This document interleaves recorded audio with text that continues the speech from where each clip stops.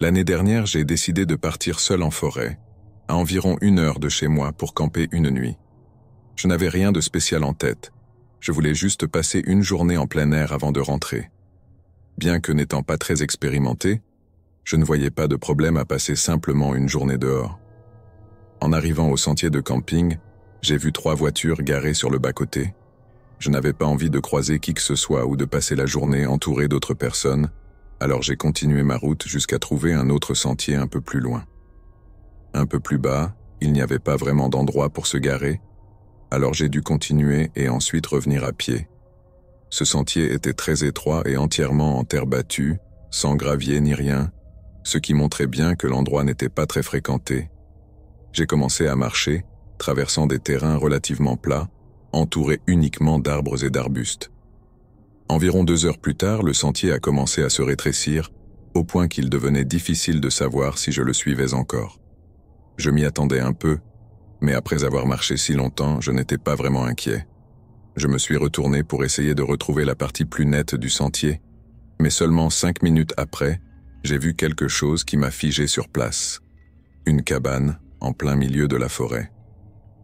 Mon premier réflexe a été de me dire que j'étais complètement perdu, car je ne l'avais pas vue en montant.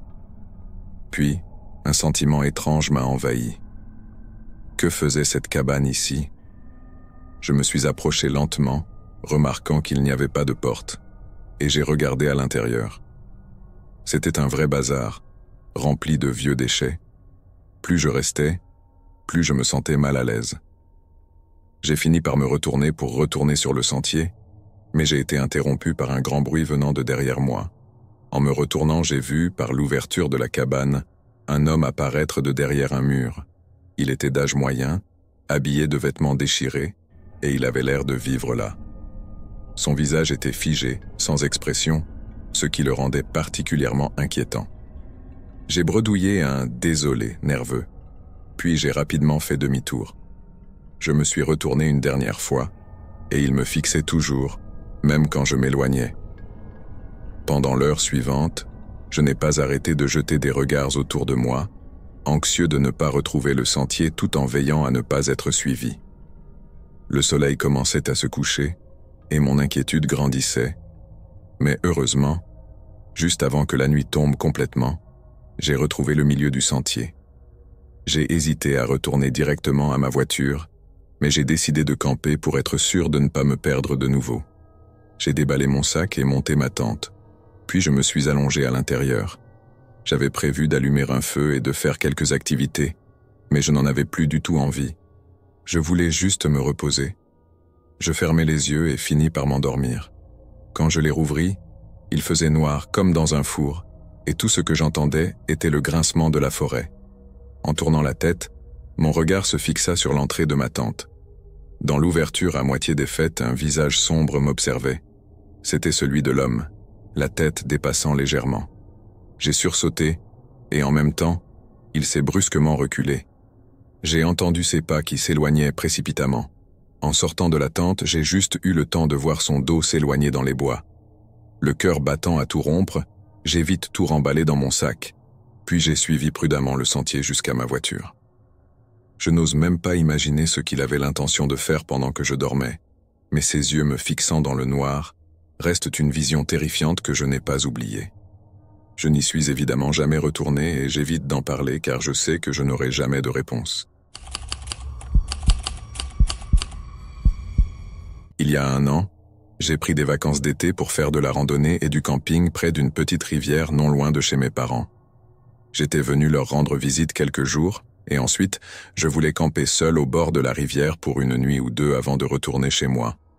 Là où j'habite, les paysages sont plutôt tranquilles, donc j'essaie de profiter de la nature autant que possible lorsque je suis dans le coin de mes parents. Après ma visite chez eux, je me suis mis en route pour ma randonnée. Le sentier jusqu'à la rivière prenait environ 4 heures de marche à rythme constant, mais le meilleur, c'était que personne d'autre n'utilisait jamais ce chemin. La rivière n'était pas très grande et de nombreux autres sentiers, plus pittoresques et bien balisés, attiraient les randonneurs. Celui-ci, en revanche, n'était qu'un mince sentier de terre, pas très visible. Quand je suis arrivé à la rivière, la nuit tombait déjà, Alors j'ai monté ma tente et allumé un feu pour me détendre avant d'aller dormir. À peine quelques minutes plus tard, j'ai commencé à entendre des pas s'approcher. En regardant dans la direction du bruit, j'ai aperçu un homme sortir des arbres. Il me fit un signe de la main et s'approcha de mon campement avec un sourire. Il paraissait normal, dans la trentaine, bien que légèrement négligé, comme s'il campait ici depuis un moment. Après s'être présenté sous le nom de Jean, il a engagé la conversation en me racontant qu'il campait non loin d'ici. J'ai continué à discuter avec lui par politesse, mais tout cela me mettait mal à l'aise. Finalement, Jean m'a souhaité une bonne nuit et est parti. Je l'ai observé alors qu'il longeait la rivière avec sa lampe de poche, mais après une minute, la lumière s'est éteinte, et il n'y eut plus rien. Sur le coup, je ne me suis pas trop inquiété de cette rencontre, mais il y avait quelque chose de dérangeant chez cet homme. Ce qui m'inquiétait le plus, c'était qu'il était apparu quelques minutes seulement après que j'ai allumé le feu. Il devait donc être vraiment proche, peut-être même qu'il me suivait. Je mis cela sur le compte de mes nerfs, me convainquant que ce n'était qu'un hasard s'il était dans le coin. Après tout, il s'était présenté, ce qui me semblait rassurant. J'ai éteint le feu et suis resté un moment dans ma tente avant de m'endormir. À l'aube, je me suis réveillé et j'ai passé la journée à marcher le long de la rivière. Étrangement, je n'ai vu aucun autre campement, pas même de traces de feu ou de tente, même pas dans la direction où j'avais vu Jean partir. J'ai supposé qu'il avait dû s'enfoncer plus loin dans la forêt, mais cela me rendait quand même légèrement nerveux. Je suis revenu à ma tente juste avant la nuit et, à ma grande surprise, j'ai trouvé Jean assis près de mon feu éteint. « Puis-je vous aider ?» lui ai-je demandé. Il m'a souri et m'a dit qu'il m'attendait pour me montrer quelque chose qu'il avait trouvé plus bas le long de la rivière. Il se leva et commença à marcher, m'incitant à le suivre pour voir par moi-même. J'hésitais. « Je vais rester ici, Jean, je suis un peu fatigué, » lui répondis-je. Il se retourna vers moi avec le même sourire et insista pour que je l'accompagne. Nous nous fixâmes dans les yeux pendant de longues secondes, et je sus à ce moment-là que quelque chose clochait vraiment. Son sourire commença à s'effacer, et d'un ton moins amical, il me demanda une dernière fois de venir. Je choisis de rester silencieux et après un moment, il fit demi-tour et repartit vers la rivière. Tandis que je l'observais s'éloigner, je distinguais le contour d'une petite arme à feu dépassant de sa chemise, qu'il avait visiblement glissée dans le dos de son pantalon. Bien qu'il ne soit pas rare que certains campeurs aient une arme en forêt, je n'avais jamais vu quelqu'un la porter de manière aussi inconfortable. Cela semblait être fait pour la dissimuler, ce qui me paraissait étrange pour quelqu'un en pleine forêt. En voyant cela, je commençai immédiatement à tout rassembler, et, dans l'heure qui suivit, j'étais déjà en route. Heureusement, j'ai réussi à rester sur le sentier dans l'obscurité et à revenir à ma voiture après 4h30 de marche.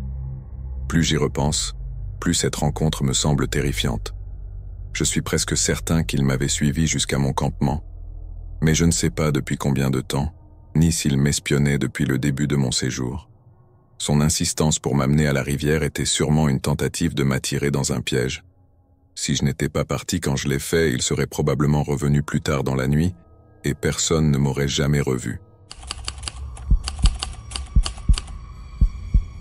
Un ami proche, que j'appellerai Jérôme, et moi, partons camper 1 ou 2 fois par an. Avant, nous le faisions plus souvent, surtout quand nous étions colocataires à l'université, mais maintenant, nous travaillons tous les deux à temps plein. C'est en fait Jérôme qui m'a initié au camping, ayant lui-même grandi avec cette activité. Avant de le rencontrer, je n'avais jamais fait de camping. Cette histoire s'est passée il y a 2 ans, lors d'une de nos sorties estivales. Précisons que nous n'allions jamais très loin, généralement à 2 heures de marche, juste assez pour nous installer et camper. Le but n'était pas vraiment la randonnée, mais bien de camper, généralement pour 4 ou 5 jours. Quand nous avons trouvé un endroit convenable, Jérôme et moi avons monté nos tentes et préparé tout le matériel. Les 3 premiers jours se déroulèrent comme prévu. On restait au coin du feu, on buvait un peu, on discutait. On faisait quelques balades et on jouait à des jeux de société. En bref, on se détendait, ce qui était le but principal de ce séjour. Au 4e jour, Nous avions décidé de plier le camp et de rentrer le lendemain matin. Le soleil commençait à se coucher et nous nous préparions à rallumer le feu pour la soirée. Jérôme m'a dit qu'il allait faire une petite promenade pour ramasser du bois sec et m'a demandé de sortir la nourriture pour la préparer. Je m'exécutais, mais la nuit tombant, Jérôme n'était toujours pas revenu. Cela faisait peut-être une demi-heure, ce qui n'était pas énorme pour une balade, mais cela paraissait long juste pour ramasser du bois. Je me dis qu'il était peut-être simplement parti se promener et qu'il n'était pas uniquement en train de ramasser du bois. J'attendis encore une demi-heure. Le soleil s'était complètement couché et il faisait vraiment sombre. J'avais allumé notre lampe de camp, mais je savais qu'elle finirait par épuiser ses piles si je la laissais allumer trop longtemps. J'étais de plus en plus inquiet pour Jérôme. C'était lui l'expert en camping. Il était donc peu probable qu'il se soit perdu comme ça. Je décidai alors de commencer le feu, pensant que s'il s'était égaré, il verrait peut-être la flamme et pourrait revenir vers le campement. J'ai pris la lampe et ramassé quelques branches, puis j'ai allumé le feu avec des allumettes. Après 2 heures d'attente, je commençais vraiment à paniquer. J'hésitais entre partir à sa recherche, retourner demander de l'aide ou rester sur place. Des tas de scénarios défilaient dans ma tête. S'il s'était blessé et qu'il n'était pas loin, le chercher aurait du sens, mais s'il était plus éloigné, je risquais de me perdre et d'aggraver la situation. 2 heures et demie après que j'ai vu Jérôme pour la dernière fois, et 2 heures après la tombée de la nuit, un coup de feu retentit. Il venait de loin, un peu dans la direction où Jérôme était parti. Ce qui me fit vraiment peur, c'est que ni lui ni moi n'avions emporté d'armes. J'ai commencé à faire les 100 pas autour du campement, avant de saisir la lampe et de partir dans la direction d'où j'avais entendu le coup de feu. Il ne me fallut pas longtemps pour entendre des pas précipités venir vers moi. Ma main tremblait en tenant la lampe qui n'éclairait que quelques mètres devant moi. Peu à peu, je distinguai une silhouette se rapprocher et, avec peine, je reconnus Jérôme. Ses yeux étaient écarquillés. Il avait l'air terrifié comme je n'avais jamais vu quelqu'un l'être. Il me murmura d'une voix pressée et coupante qu'il fallait partir immédiatement. Nous courûmes jusqu'au campement pour prendre nos sacs à dos, laissant tout le reste derrière. Je le questionnai, mais il refusa de répondre tant que nous n'étions pas sortis de la forêt.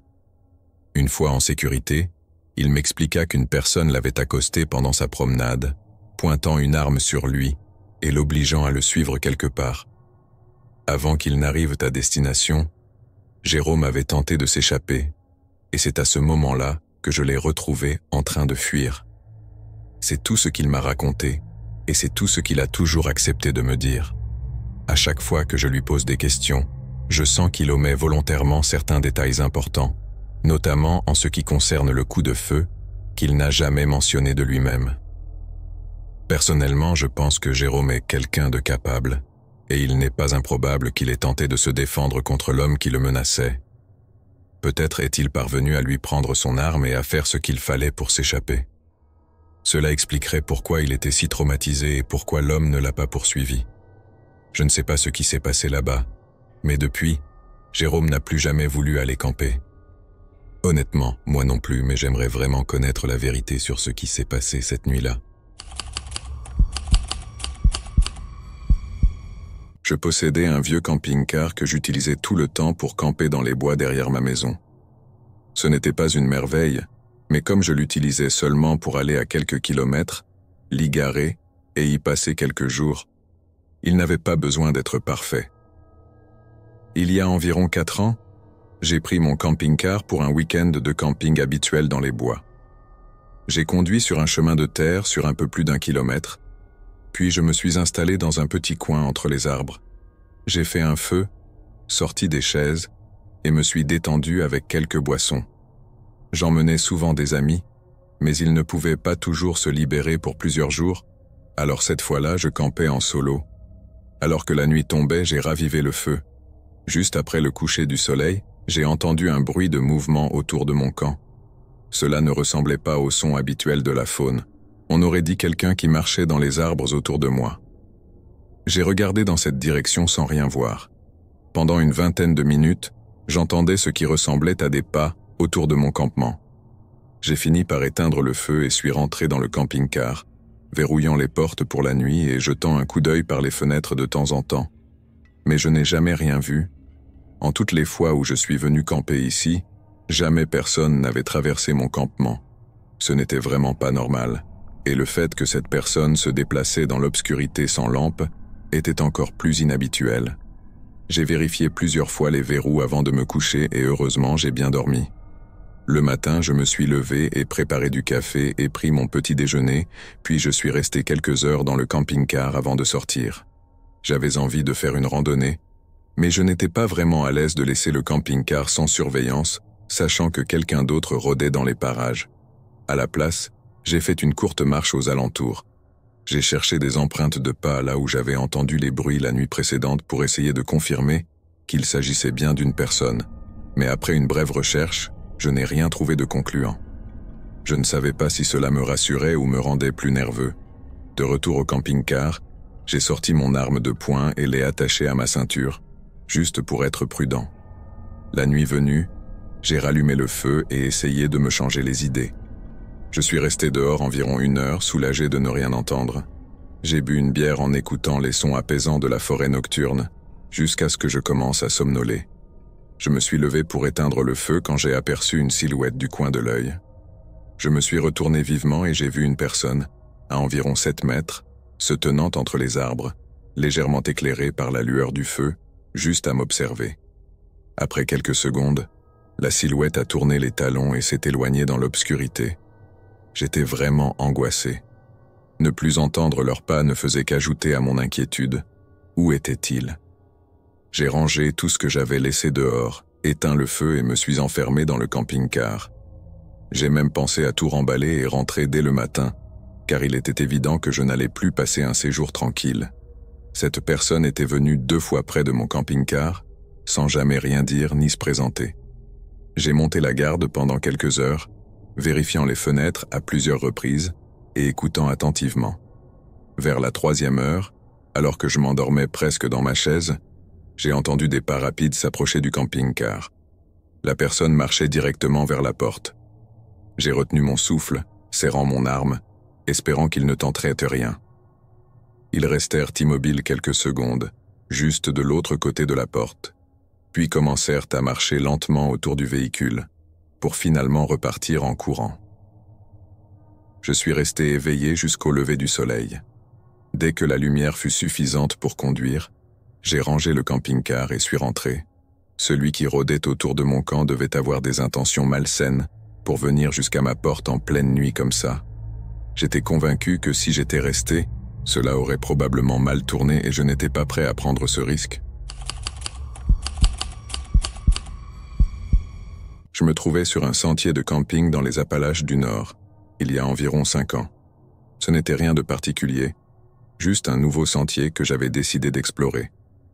Ayant déjà parcouru plusieurs sentiers de cette chaîne de montagnes, j'avais confiance en mes capacités de camping et de randonnée. Après mes recherches préalables, j'avais prévu un itinéraire de 3 jours, avec 2 nuits en camping. Au début, le sentier était bien tracé, mais plus j'avançais, moins il était visible. Je continuais tout de même jusqu'à ce que quelques détails attirent mon attention et que je commence à me demander si j'étais bien sur le bon chemin. J'ai vérifié ma boussole et quelques notes directionnelles que j'avais prises sur mon téléphone lors de mes recherches. Après vérification, j'étais à 90% certain d'être sur un autre sentier. Cependant, la carte n'indiquait aucun chemin alternatif, alors je n'étais vraiment pas sûr de ma position. J'ai donc fait demi-tour pour essayer de retrouver le bon sentier, mais il commençait à faire sombre et j'avais peur de m'égarer davantage. Alors j'ai installé mon campement là où j'étais. Je ne me suis pas donné la peine de faire une installation complète, j'ai simplement monté ma tente et me suis enroulé dans mon sac de couchage pour m'endormir. Quelques heures plus tard, je me suis réveillé, probablement simplement pour aller aux toilettes. En sortant de la tente et en m'approchant des arbres, j'ai remarqué une lueur au loin, un éclat de feu de camp indéniable. Ma première pensée fut que quelqu'un avait peut-être pris le mauvais chemin comme moi. Mais en y réfléchissant, je me suis rendu compte que cette coïncidence était très peu probable. Il était également environ 2 heures du matin, ce qui rendait étrange le fait d'avoir un feu en pleine nuit. Je savais que je ne pourrais pas dormir en sachant que quelqu'un était si proche, alors j'ai eu l'idée de faire un feu moi-même, pour montrer que j'étais là et éveillé. Je fis une flamme assez grande pour qu'ils la voient, mais à peine une minute ou deux après, ils éteignirent leur feu. Mon sang se glaça. Il était impossible que cela soit une coïncidence. J'ai attendu toute la nuit, vérifiant souvent pour voir si je repérais quelque chose, mais rien ne se manifesta. Le matin venu, je rangeais ma tente et préparais mes affaires. La curiosité prit le dessus. Si c'était vraiment des campeurs, ils connaissaient peut-être le chemin de retour. J'avais mon arme de poing attachée à la poitrine au cas où, et je me dirigeais vers le site. En arrivant, il était vide, mais il y avait des traces claires d'un feu. Je distinguais aussi plusieurs empreintes de pas, et non loin de là, une petite cabane, ou peut-être un abri, pas quelque chose de temporaire. J'approchais prudemment et regardais à l'intérieur par la porte ouverte. L'endroit était vieux et sentait le renfermer, mais il y avait une quantité impressionnante d'équipements de camping. Tentes, bâtons de randonnée, sacs, tout le nécessaire pour un campeur ou un randonneur. Ce matériel était coûteux, pas de la camelote. En examinant mieux, je réalisais qu'il ne semblait pas appartenir à une seule personne ni même à une seule période. Certains objets étaient récents, d'autres paraissaient plus anciens. Je me détournais et me mis rapidement en route. Par miracle, je tombais sur un gros rocher que j'avais remarqué en montant, et grâce à ce repère, je retrouvais le bon sentier. Je l'ai suivi jusqu'au bout pour sortir de la forêt au plus vite. J'ai signalé l'incident à la police, au cas où, mais il n'en est rien ressorti. Je ne crois pas qu'ils aient cherché dans la zone. J'ai l'impression que ceux qui se trouvaient là-bas volèrent l'équipement des campeurs en les détournant du chemin principal. Je ne sais pas comment ils s'y prenaient, ni si leurs victimes parvenaient à s'en sortir. Mais je crois que j'ai failli découvrir tout cela de très près. Quand j'étais enfant, ma famille faisait chaque année un grand voyage de camping. J'étais toujours très excité parce que nous vivions en Arizona, où il n'y a presque rien, et nous allions camper dans la région de Québec, au milieu des arbres et de la verdure. C'était ce que je préférais, et je pouvais aussi voir tous mes cousins. Même si on ne se voyait que quelques fois par an, on était très proches. Mon cousin préféré, qui était un peu comme un frère pour moi, s'appelait Louis. Il avait 1 an de plus que moi et on était inséparables. Ce qui s'est passé lors de ce camping nous a encore plus rapprochés. Je crois que ça nous a pris du temps, à lui comme à moi, pour vraiment comprendre ce qui s'était passé et ce qui aurait pu nous arriver. Cela a commencé quand nous étions là depuis 2 jours déjà. La plupart de notre famille était soit au lac, soit près du feu de camp à discuter. Louis n'aimait pas nager, alors on a décidé de jouer dans les bois à la place. On jouait à un jeu de poursuite qu'on appelait « gendarme et bandit ». On se relayait pour être le gendarme et on devait attraper l'autre, le bandit, jusqu'à ce qu'on le rattrape. On pouvait y jouer pendant des heures, mais dans les bois, c'est facile de continuer à courir sans vraiment savoir où l'on va. On faisait de notre mieux pour rester à portée de vue, mais quand Louis a commencé à me poursuivre avec un énorme bâton, mon adrénaline a monté d'un coup et je me suis mis à courir plus vite. Je ne sais pas combien de temps j'ai couru, mais je me suis finalement retrouvé devant une vieille caravane. Louis n'était pas loin derrière, mais je me souviens qu'il a jeté son bâton, concentré désormais sur ce qu'on pensait être une caravane abandonnée. On a discuté pour savoir si on devait l'explorer, mais finalement, on a décidé de ne pas le faire. On a commencé à repartir, mais on ne savait pas vraiment où on allait. Après une dizaine de minutes de marche, on a vu un couple qui venait vers nous, poussant un chariot rempli de toutes sortes d'affaires. La femme s'est approchée de nous, très gentille, tandis que l'homme restait en arrière. Elle nous a demandé si on s'était perdu, avec qui on était, nos prénoms et nos âges. Je me souviens que, lorsqu'on lui a dit notre âge, elle a regardé l'homme, puis à nouveau nous. Elle nous a dit qu'on n'avait pas besoin d'avoir peur, qu'elle allait nous aider à retrouver notre chemin, après qu'ils aient déposé leurs affaires à leur campement. Elle nous a même proposé de faire des chamallows grillés si ça nous tentait. Louise et moi étions hésitants, mais elle semblait vraiment gentille, et il faisait encore jour. Alors ça rendait la situation beaucoup moins étrange. Dans mon esprit de garçon de 7 ans, les gens mauvais ne faisaient des choses la nuit, Donc tout allait bien. On a marché avec eux pendant un moment pour les suivre jusqu'à leur camp. Pendant qu'elle parlait avec Louis, j'ai jeté un coup d'œil au chariot. Il était rempli de vieux objets métalliques rouillés. Il n'y avait rien de neuf, rien dans des sacs, juste des déchets ramassés quelque part, apparemment. Je commençais à me sentir vraiment mal à l'aise, et je pouvais voir que Louis aussi.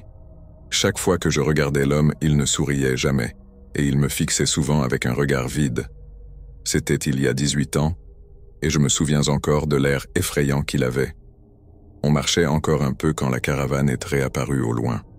La femme nous prit les mains et nous demanda si on était excités à l'idée de faire des chamallows grillés.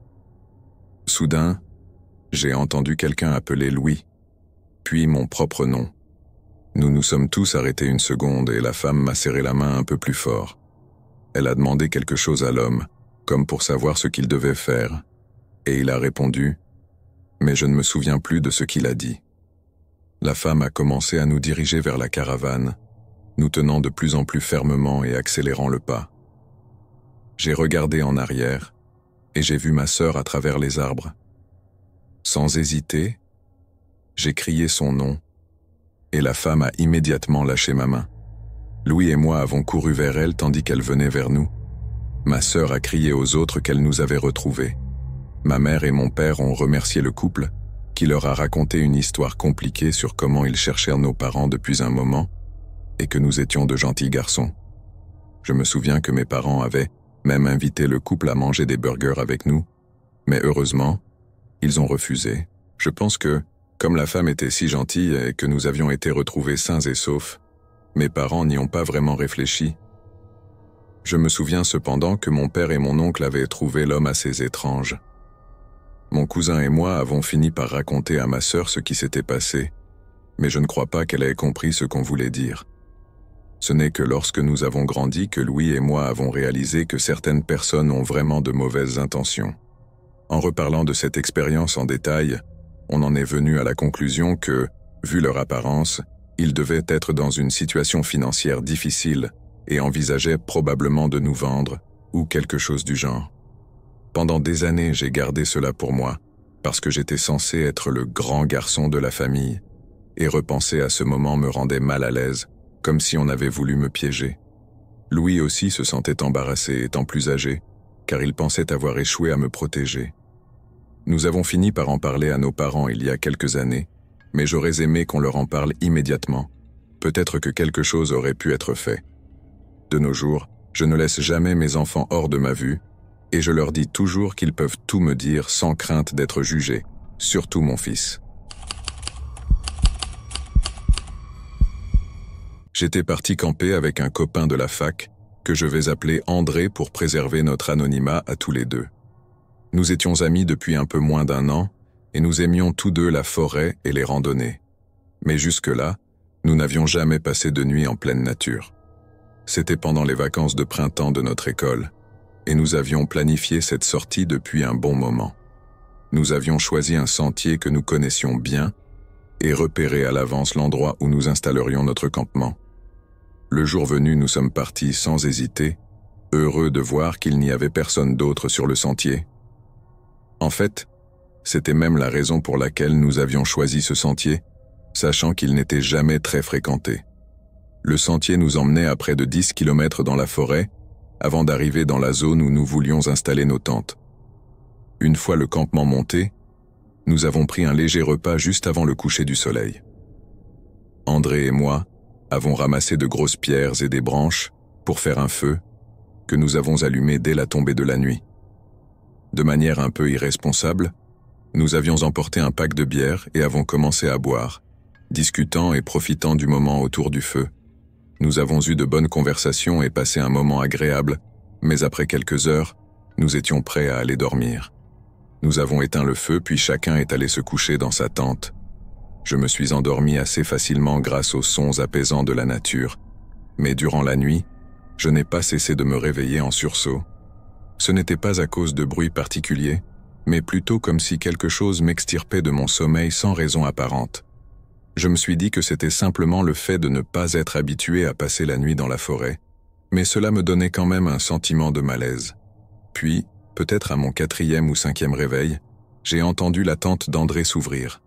J'ai pensé qu'il sortait probablement pour aller aux toilettes ou quelque chose du genre, mais il a seulement fait quelques pas, puis j'ai entendu qu'il fouillait dans son sac à dos.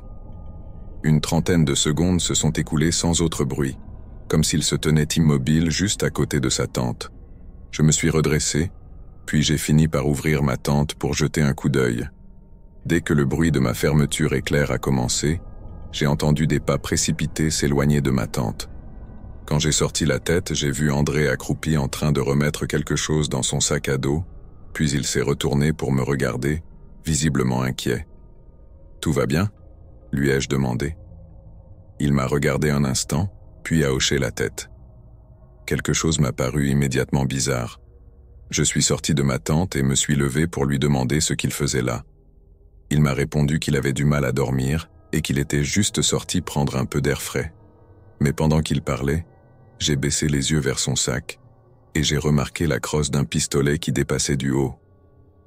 J'ai senti mon visage devenir blême en le regardant, essayant de ne pas trahir ma réaction. Mais il savait déjà ce que j'avais vu. Nous nous sommes fixés dans un silence étrange pendant quelques secondes, puis il est retourné dans sa tente sans rien dire de plus. Je ne l'avais jamais vu agir de cette manière, et son expression trahissait qu'il se sentait coupable de quelque chose. C'était déjà étrange qu'il ne m'ait jamais dit qu'il emmenait une arme, mais son comportement rendait la situation encore plus inquiétante. J'ai passé le reste de la nuit éveillé, assis par terre à l'extérieur des tentes, en attendant le lever du soleil. Dès que le jour s'est levé, j'ai tout emballé et suis parti. Après ce jour-là, André n'a jamais repris contact avec moi, ce qui, je suppose, prouve qu'il se passait vraiment quelque chose cette nuit-là. Je ne sais pas ce qui aurait pu arriver ni pourquoi, mais je sais que j'ai eu de la chance de partir avant de le découvrir. J'ai 29 ans et je vis le long des Appalaches, dans le sud de la Virginie occidentale. Cela fait des années que je fais de la randonnée avec sac à dos et que je campe, explorant divers sentiers dans les montagnes avoisinantes. Mon meilleur ami, qui habite à quelques kilomètres de chez moi, m'accompagnait souvent lors de ces randonnées. Chaque automne, on organisait une grande expédition de plusieurs jours, voire une semaine complète, de camping et de randonnée. En 2019, on avait prévu de suivre un sentier à travers la chaîne de montagnes jusqu'à un petit lac au sommet. Mais quelques jours avant le départ, mon ami a dû annuler en raison d'une urgence au travail. J'avais déjà posé toute la semaine et préparé mes affaires, alors j'ai décidé de partir seul. Lundi matin, j'ai conduit jusqu'à un point de départ de sentier proche et j'ai commencé mon parcours. Ce n'était pas un sentier récréatif classique, comme ceux qu'on peut parcourir en quelques heures. Ces sentiers de randonnée ne sont pas clairement balisés, il faut donc utiliser des cartes, une boussole et des repères pour se diriger. D'habitude, il y a un repère distinctif, comme une formation rocheuse spécifique, vers lequel on marche, et une fois arrivé, on peut voir le prochain repère, et ainsi de suite. Les 2 premiers jours, j'ai marché en direction d'une crête dans les montagnes. Quand la nuit est tombée le 2e jour, j'étais encore à plusieurs heures de marche de cette crête, alors j'ai installé mon campement. J'ai monté la tente, allumé un feu et fait chauffer un peu de nourriture que j'avais apportée. Le soleil était déjà couché, il devait être environ 8 heures quand je me suis allongé dans la tente pour me reposer et lire. J'avais laissé le feu allumé, prévoyant de l'éteindre avant de vraiment dormir. Au bout d'une vingtaine de minutes, malgré le crépitement du feu, j'ai entendu un craquement net derrière ma tente, comme un bâton qui se brisait sous un pied. J'ai sursauté, pensant d'abord à un ours noir, peut-être attiré par l'odeur de la nourriture que j'avais préparée plus tôt, mais je n'entendais plus rien après cela. J'ai rampé hors de la tente et éclairé la lisière des arbres avec ma lampe torche, mais rien. J'ai appelé de manière agressive pour effrayer d'éventuels prédateurs, mais encore une fois, aucun bruit de fuite. C'était vraiment étrange, car le craquement du bâton était distinct, comme si quelque chose avait marché dessus. Je suis resté un moment dehors, regardant partout autour de moi, avant d'éteindre le feu et de rentrer dans la tente. J'ai eu beaucoup de mal à dormir cette nuit-là, trop concentré à écouter d'éventuels bruits. Le matin, J'étais presque surpris d'avoir réussi à dormir un peu. J'ai démonté la tente et rangé le campement, puis j'ai continué ma marche jusqu'à la crête. De là, le chemin vers le lac était en ligne droite.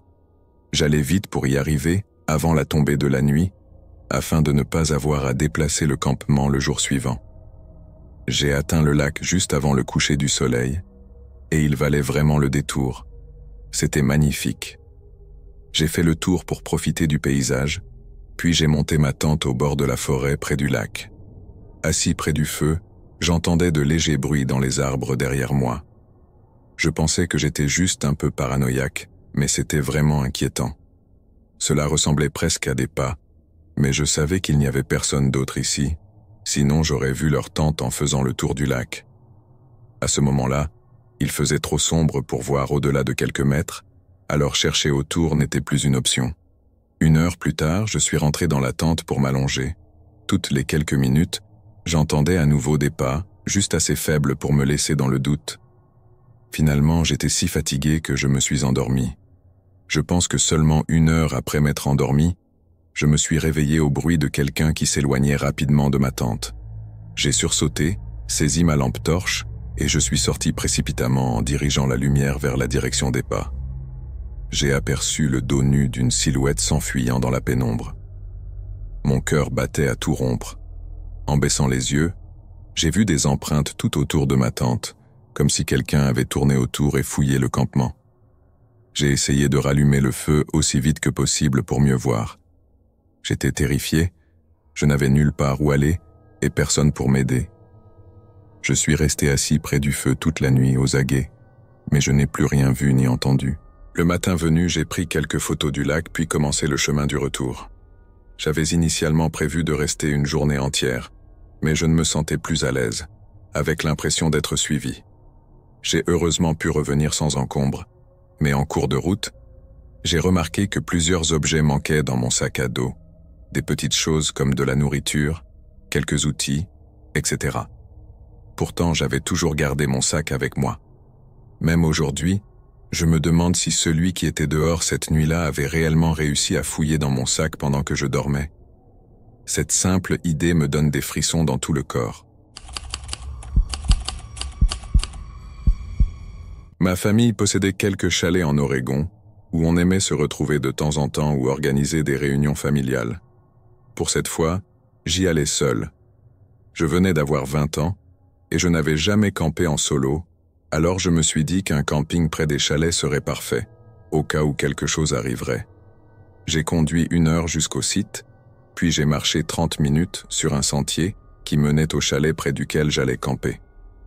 En approchant, j'ai remarqué qu'une des fenêtres manquait. Il n'y avait pas de morceau de verre au sol.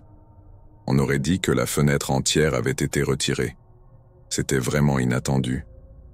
Je n'avais pas prévu d'entrer dans le chalet, mais j'avais pris la clé en cas d'urgence et cela semblait mériter d'être vérifié. Ma confusion s'est intensifiée quand j'ai découvert que la porte s'ouvrait sans même que je doive la déverrouiller. À l'intérieur, il était évident que le lieu avait été cambriolé. Il y avait des empreintes boueuses partout sur le sol et certains objets de valeur manquaient. C'était regrettable, mais impossible de savoir depuis combien de temps cela avait eu lieu. D'après ce que je savais, personne n'était venu au chalet depuis plusieurs mois, et peut-être qu'il n'avait même pas visité celui-là. J'ai essayé de verrouiller le mieux possible, puis je suis parti chercher un endroit où camper. Je n'avais pas de réseau, mais je ne pensais pas que prévenir ma famille ou appeler la police immédiatement était absolument nécessaire. J'ai marché 30 minutes en descendant la colline, depuis le chalet, et trouvé un endroit assez plat pour installer mon campement. La pluie a commencé à tomber, et comme j'étais encore novice, il m'a fallu quelques heures pour tout monter correctement. Déjà trempé, je me suis assis sur une bûche sous un arbre, et j'ai commencé à manger un peu de nourriture préemballée quand, soudain, j'ai entendu quelqu'un parler. Je me suis retourné et ai immédiatement repéré un homme marchant derrière moi. Il était trempé et montait la colline vers le chalet sans sembler m'avoir remarqué. Sa manière de parler était étrange, incohérente, et il parlait visiblement tout seul. Il a fini par disparaître de ma vue, mais cette scène m'a donné des frissons. 1 heure plus tard, j'ai fait une rapide randonnée vers le chalet pour voir s'il y séjournait peut-être, mais de loin, il semblait toujours vide. Alors je suis retourné à mon campement. À la nuit tombée, j'ai utilisé mon kit d'allumage pour démarrer un petit feu de camp, que j'ai utilisé pour réchauffer un peu de nourriture. La pluie compliquait les choses, mais une fois le feu allumé, il a bien tenu. Peu de temps après, j'ai entendu des pas venir d'en haut de la colline. J'ai fixé les arbres, ne voyant rien d'autre que l'obscurité au-delà de la lumière de mon feu. Les pas se rapprochaient, jusqu'à ce qu'un homme apparaisse dans la lueur. Je ne distinguais pas bien son visage, mais il ressemblait à celui que j'avais aperçu plus tôt. « Hé, qu'est-ce que vous voulez ?» ai-je crié pour essayer de l'effrayer. Il s'est arrêté et m'a fixé avec un visage impassible, l'eau de pluie ruisselant de sa tête. Je criai de nouveau, mais il ne bougea pas. Nous étions à peine à 3 mètres l'un de l'autre, et chaque seconde augmentait ma peur de ce qui allait se passer. Puis, à travers la pluie, j'ai entendu le bruit d'un seul pas derrière moi. Sans hésiter, j'ai sprinté sur le côté de la colline et n'ai pas arrêté de courir jusqu'à ce que mes jambes lâchent sous moi. Je ne crois pas qu'il m'ait poursuivi, mais avec la pluie et le vent, il était difficile d'entendre en courant. J'ai continué à monter la colline et parcouru le reste du chemin jusqu'à ma voiture sous la pluie, avec seulement la lumière de mon téléphone. Dès que j'ai eu du réseau, j'ai appelé la police. Dans les jours qui ont suivi, une équipe a été envoyée pour inspecter le chalet et mon campement. Le campement avait disparu, ne laissant que quelques objets inutiles. Mais dans le chalet, ils ont identifié 3 empreintes de chaussures différentes sur le sol. Cela m'a laissé tremblant pendant des semaines, sachant qu'il y avait 3 inconnus cachés non loin. Rien d'autre n'a été trouvé, et ils ont conclu qu'il s'agissait probablement d'un simple cambriolage car personne ne m'a poursuivi. Mais qui sait ce qu'ils auraient pu me faire si j'étais resté là-bas? Je fais souvent de petites excursions de camping tout au long de l'année. J'essaie de les garder à moins de 3 jours pour pouvoir partir le week-end et n'avoir qu'1 ou 2 jours de congé à prendre. C'était simplement un autre de ces voyages que j'avais prévu pour un week-end de la mi-avril. Mon plan, en quelque sorte, était de faire une randonnée d'environ 5 heures jusqu'à un petit lac et d'installer mon camp juste à côté, puis d'y passer quelques nuits avant de repartir. Le matin même, je suis parti en voiture et j'ai commencé ma randonnée à 8 heures. Ce lac n'avait pas de sentier pour y accéder, ce qui était en partie la raison pour laquelle je l'avais choisi. C'était seulement 5 heures de marche, donc je n'avais pas trop peur de me perdre, et je n'aurais pas à partager mon expérience avec d'autres campeurs venus au même endroit. Après environ 4 heures de marche, j'ai cru voir quelqu'un. J'étais en train de rêvasser quand quelque chose au loin est passé rapidement devant moi. Je me suis figé, essayant de voir ce que c'était ou où cela avait disparu, mais il n'y avait plus aucun mouvement. Je ne regardais pas directement dans cette direction quand c'est arrivé, donc je n'avais pas vu assez clairement pour être sûr que c'était une personne. Mais je suis resté plus attentif durant la dernière heure de marche. En arrivant au lac, j'ai été frappé par sa beauté. C'était l'endroit parfait pour se détendre. Je n'ai pas mis longtemps à trouver un endroit pour installer mon camp, un peu dans les arbres, juste à côté du lac.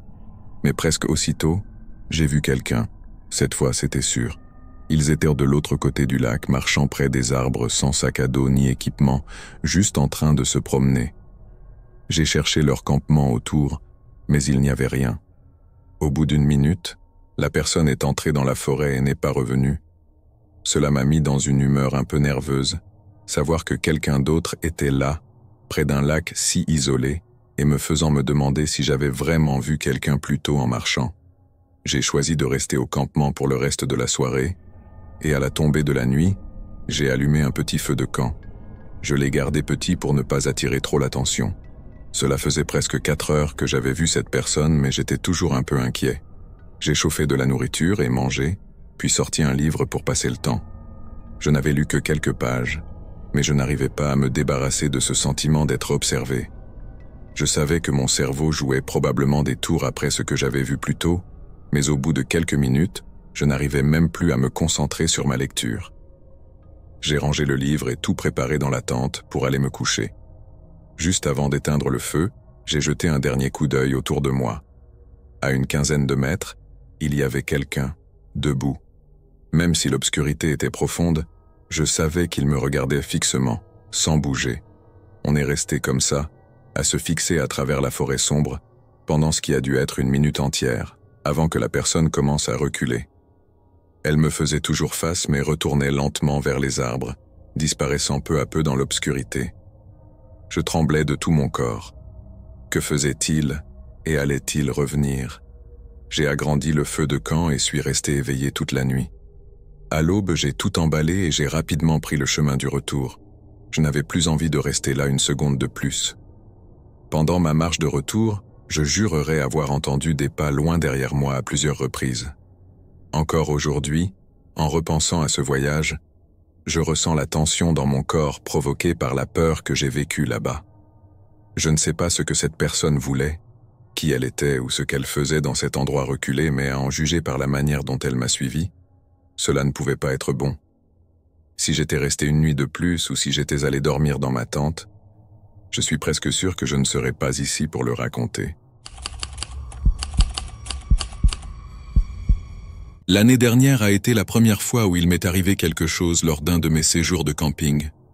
Je vais souvent camper seul, plusieurs fois par an, habituellement dans les mêmes endroits, mais parfois j'essaie de trouver des lieux différents. Pour ce voyage, j'avais choisi un sentier de camping de 6 km sur lequel je n'étais jamais allé. J'ai conduit 2 heures depuis chez moi jusqu'à un endroit isolé où j'ai commencé ma randonnée. Dès le début, je n'appréciais pas le sentier autant que je l'avais imaginé, principalement parce que certaines portions étaient humides et boueuses, mais j'ai continué en essayant de les éviter. Je marchais depuis environ 45 minutes quand j'ai vu quelque chose sur le côté du sentier. Une tente, mais très usée et déchirée par endroits. De loin, je pouvais voir qu'il n'y avait personne à l'intérieur, alors je me suis approché. Il n'y avait aucun signe de détérioration volontaire. Elle semblait simplement abîmée par le temps. Le fait qu'elle soit encore debout me surprenait. J'ai regardé autour et à l'intérieur, mais, étrangement, il n'y avait rien d'autre. Je pensais trouver quelques affaires abandonnées, mais il n'y avait rien du tout, juste la tente. Après quelques minutes, je suis retourné sur le sentier. Je n'arrêtais pas d'y penser sans réussir à comprendre pourquoi quelqu'un aurait laissé une tente dans cet état. En marchant pendant l'heure et demie suivante, j'ai croisé des dizaines d'objets abandonnés, tous du matériel de camping ou de randonnée. Voir tous ces objets éparpillés sur un sentier de 6 km me donnait une sensation de malaise. Qui laisserait tout ça derrière soi? Ce n'était clairement pas un accident, et j'étais presque certain que tout appartenait à une seule personne. En arrivant à la fin du sentier, j'ai installé ma tente à une bonne distance pour être en sécurité. La nuit tombait déjà, alors je suis resté dans mon campement jusqu'à être prêt à dormir. J'étais un peu nerveux à l'idée de me coucher, mais j'ai finalement dormi toute la nuit sans problème. Quand je me suis réveillé, il était tôt le matin, aux environs de 4 ou 5 heures, donc le soleil n'était pas encore complètement levé. J'ai ouvert ma tente et suis sorti, mais immédiatement, j'ai senti que quelque chose n'allait pas. Je me suis retourné et de l'autre côté de ma tente se tenait un homme à quelques mètres seulement. Il était grand et maigre, vêtu de vêtements crasseux, le visage couvert de terre et de saleté. Il me fixait avec un regard vide. Je restais immobile, figé par la surprise et la peur, presque comme si cela n'était pas réel. « Pars », murmura-t-il d'un ton doux mais sinistre. J'ai hoché la tête et ai commencé à rassembler mon sac à dos, mais il s'est précipité vers moi. Je suis tombé en arrière, et tout ce que je pouvais dire était « d'accord », répétant ce mot sans cesse. L'homme se tenait au-dessus de moi, toujours avec ce regard vide. « Pars », répéta-t-il. Cette fois, j'ai compris, et je me suis levé rapidement et suis parti en courant, laissant tout derrière moi. En m'éloignant, j'ai jeté un dernier coup d'œil et l'ai vu fouiller dans mon sac à dos comme un animal curieux. J'ai couru aussi loin que possible, puis marché rapidement jusqu'à ma voiture. Heureusement, j'avais gardé mon téléphone et mes clés dans ma poche, sinon cela aurait pu être bien pire. J'ai conduit jusqu'à retrouver du réseau puis appelé la police. J'ai appris qu'il y avait eu un cas presque identique à ce que j'avais vécu, mais la personne ayant signalé l'incident avait choisi de ne pas rendre cela public dans les médias. Il s'agissait probablement de la tente et des affaires que j'avais trouvées le long du sentier. Après une semaine de discussions avec la police et de détails fournis, ils ont organisé une petite équipe de recherche. Ils ont parcouru le sentier mais sont revenus sans avoir vu quoi que ce soit ni trouvé de preuve de la présence de l'homme. Ils ont cependant retrouvé la plupart de mes affaires près de mon campement, éparpillées comme des déchets. L'enquête s'est ensuite arrêtée comme pour le cas précédent. Ce qui me revient sans cesse, c'est que cet homme n'a rien gardé. Il a juste dispersé tout autour de la forêt, sans aucune intention d'utiliser quoi que ce soit. Quand j'étais au lycée, ma maison avait un immense jardin qui s'étendait jusqu'à une grande forêt. Quand on était enfant, mes amis et moi allions souvent y jouer, parfois en allant très loin dans les bois.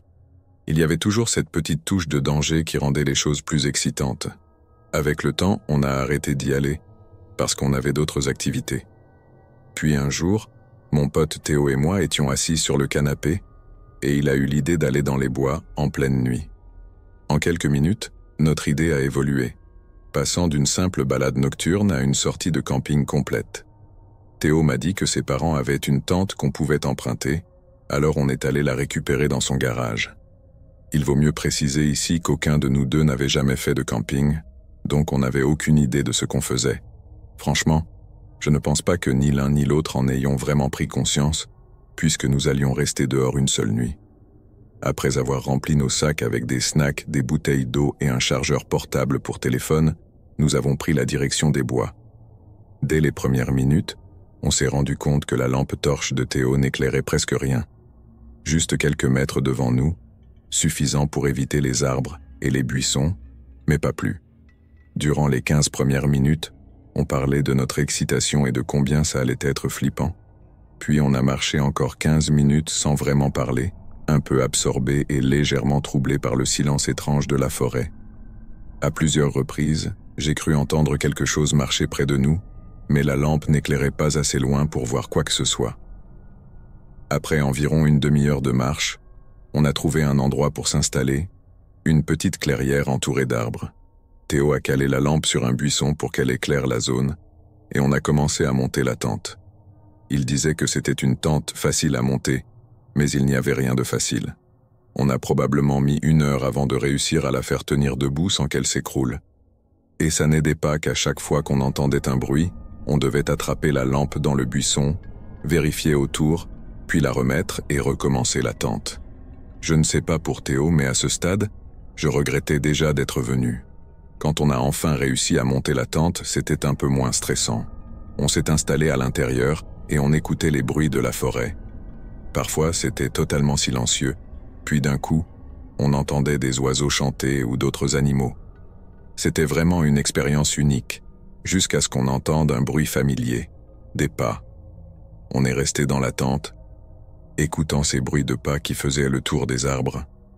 Ils ne semblaient pas se rapprocher, mais plutôt passer à côté. Ce dont nous étions sûrs tous les deux, c'était que c'était des pas humains, pas ceux d'un animal. Au bout d'1 minute, ils avaient disparu, mais Théo et moi restions silencieux, fixant l'intérieur de la tente en tendant l'oreille. Après environ 10 minutes, une fois certain que cette personne était partie, on est sorti de la tente pour s'asseoir dehors. On se sentait tous les deux trop vulnérables à l'intérieur sans voir ce qui se passait autour. Pendant qu'on discutait, le même bruit a recommencé, au loin, mais cette fois-ci, il se rapprochait. Les pas sont devenus si proches qu'on s'inquiétait qu'ils venaient directement vers nous. Théo a dirigé la lampe dans la direction des pas, mais le bruit continuait. Ils avançaient lentement, et juste quand on pensait que la personne allait apparaître dans la lumière, ils se sont arrêtés. Les pas étaient si proches qu'on pouvait presque entendre la respiration de cette personne, mais juste à la limite de la lumière. Théo et moi étions figés, fixant l'obscurité au-delà de la lampe torche. Puis on a entendu un pas en arrière, et ensuite, la personne a commencé à s'éloigner. 1 minute plus tard, les pas avaient disparu, et la forêt était de nouveau silencieuse. On a démonté la tente aussi vite que possible et on est parti immédiatement. On était tellement secoués qu'on a pris un mauvais chemin pour rentrer et on s'est retrouvé dans une rue voisine. De retour chez moi, On est resté éveillé toute la nuit, discutant de ce qui s'était passé et de ce qui aurait pu arriver. On n'a jamais remis les pieds dans ces bois, et même aujourd'hui, j'évite tout endroit trop isolé. Quoi qu'il en soit, cette personne dans les bois seule en pleine nuit ne pouvait rien prévoir de bon. Nous avons vraiment frôlé de très près quelque chose de terrible. Il y a 4 ans, j'ai loué un Airbnb pour passer les fêtes de fin d'année. Je rendais visite à ma famille pendant la semaine de Noël, alors j'avais choisi un endroit à quelques kilomètres seulement de chez eux. Quand je suis arrivé le 20 décembre, tout était exactement comme je l'avais imaginé. C'était une maison très ordinaire dans un quartier tout à fait normal. Dans l'ensemble, j'étais satisfait. J'étais arrivé vers 6 heures du soir ce premier jour, et je n'avais pas vraiment envie de sortir voir qui que ce soit avant d'avoir eu une bonne nuit de sommeil. J'ai donc passé la soirée tranquillement, à regarder la télévision et même à faire un peu de travail. Je me suis couché juste avant 10 heures et me suis endormi rapidement. Mais au milieu de la nuit, je me suis réveillé en entendant un bruit venant du rez-de-chaussée. J'étais encore à moitié endormi et je n'ai même pas vérifié l'heure, mais ça ressemblait à quelques petits coups contre le mur, quelque part dans la maison. En écoutant ces bruits, je ne me suis pas vraiment inquiété. Je me suis simplement dit que c'était sûrement la maison qui faisait ces sons. Je suis resté éveillé 1 minute à peine avant de replonger dans le sommeil, et je ne me souviens pas m'être réveillé à nouveau pendant la nuit. Le matin venu, j'avais complètement oublié ces bruits, et je n'y ai même pas repensé. J'étais presque sûr que ce n'était rien de plus qu'un bruit d'unité de climatisation ou quelque chose du genre. J'ai fait savoir à ma famille que j'étais en ville, et nous avons prévu un dîner chez eux. Je suis resté à l'Airbnb toute la matinée et l'après-midi, me relaxant jusqu'à ce que je sois prêt à partir. J'ai pris mon sac et mes clés, puis je me suis dirigé vers la porte d'entrée pour sortir. Mais quand j'ai ouvert la porte, je me suis retrouvé face à face avec un homme qui se tenait juste là, sur le porche. Cela m'a complètement pris par surprise, et je suis resté figé à le regarder un instant avant même de dire quoi que ce soit. « Puis-je vous aider ?» lui ai-je demandé. L'homme n'avait ni frappé ni sonné à la porte, ce qui m'a fait me demander depuis combien de temps il était là et pourquoi il était là en premier lieu. Il n'a pas répondu à ma question, mais a simplement hoché la tête avant de s'éloigner. Je l'ai regardé descendre vers le trottoir, puis continuer à marcher dans la rue jusqu'à ce qu'il disparaisse. Je ne pouvais imaginer aucune situation où cela ne serait pas étrange et effrayant. Pourquoi était-il là, devant l'Airbnb, et combien de temps avait-il attendu sans frapper? J'ai vérifié que tout était bien verrouillé, puis je suis allé chez mes parents pour le dîner. J'ai raconté cette histoire comme une anecdote intéressante, et tout le monde semblait trouver cela aussi inquiétant que moi. Le dîner fut néanmoins agréable, avec de nombreuses discussions pour rattraper le temps perdu. Mais toute la soirée, je n'ai pas pu m'empêcher de penser à cet homme et à la possibilité que mes affaires, laissées à l'Airbnb, soient volées ou quelque chose du genre. Je suis finalement parti du dîner vers 9 heures et je suis retourné à l'Airbnb 15 minutes plus tard. J'ai garé la voiture dans l'allée et je me suis dirigé vers la porte d'entrée, cherchant des signes évidents de la présence de quelqu'un pendant mon absence, mais je n'ai rien remarqué.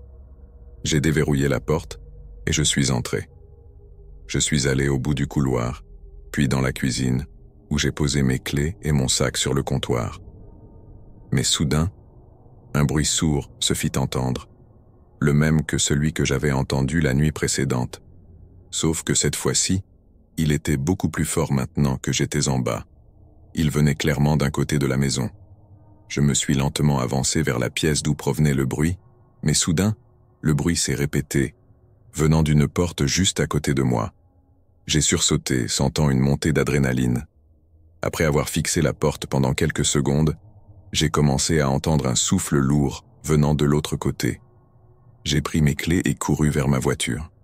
Je ne savais toujours pas exactement ce qui se passait, mais je n'avais pas l'intention de rester pour le découvrir. J'ai appelé la police, le 911, et j'ai attendu leur arrivée. Quand ils sont arrivés, je les ai regardés entrer et fouiller la maison pendant quelques minutes. Ensuite, ils sont ressortis et m'ont dit quelque chose de terrifiant. La porte derrière laquelle se trouvait la personne était celle du garage, qui montrait des signes de tentative d'effraction, probablement de quelqu'un essayant de casser la serrure pour entrer. Je ne le savais pas, mais il y avait une porte latérale reliée au garage donnant sur l'extérieur, et elle avait été laissée déverrouillée par la personne qui avait loué le logement avant moi. Comme je n'avais pas prévu d'utiliser le garage, je n'avais jamais pensé à le vérifier. Nous ne savons toujours pas si l'homme que j'avais vu sur le porche était la même personne qui se trouvait dans le garage. Mais savoir que j'avais dormi pendant que quelqu'un était juste en dessous de moi, essayant de pénétrer dans la maison, est terrifiant. Ce qu'ils avaient l'intention de faire une fois à l'intérieur, nous n'en saurons jamais rien. Après cela, j'ai décidé de passer le reste de la semaine dans un hôtel. Mais même après 4 ans, je repense encore souvent à cette situation.